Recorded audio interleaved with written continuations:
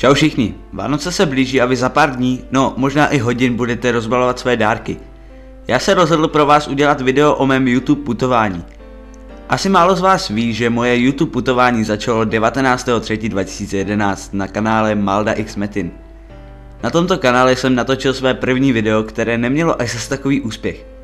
Bylo to ze hry Metin 2 a než jsem ho smazal, mělo asi 202 zhlédnutí. 22.7.2011 jsem si založil účet Malda Gameplay, kde jsem točil videa bez mluvení a nahrával tam svoje grafické výtvory. Na tomto kanále jsem dosáhl 13.11.2011 první 1000 odběratelů, poté mi bohužel někdo tento účet smazal. Jak už jsem zmiňoval, věnoval jsem se grafice a to přineslo také hodně plusů. Skamarádil jsem se s Flyganem, který mi hodněkrát moc pomohl a já si toho nesmírně vážím. Dne 19.11.2011 jsem si založil nový kanál a dne 19. října 2011 jsem se dostal do Mind Movies. Skamarádil jsem se s Tvrčkem 55 a dalšího dne jsem se stal členem skupiny Krafťáci, kterou jsem s ním následně vedl. Tam jsem našel také spoustu nových přátel, nejvýznamnější z nich je asi Knife. Zásadním zlomem byl už zmiňovaný vstup do Mind Movies. V Mind Movies jsem účinkoval prvně v Mentově vánočním speciálu 2011. What's up, vítejte u dalšího videa.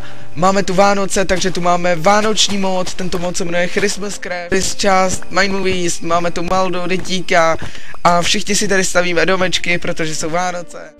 Teď už pojďme k mému novému a doufejme, že poslednímu channelu, a tedy nové Maldově historii.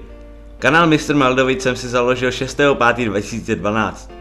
První video, které jsem nahrál, byl gameplay na Call of Duty Modern Warfare 3.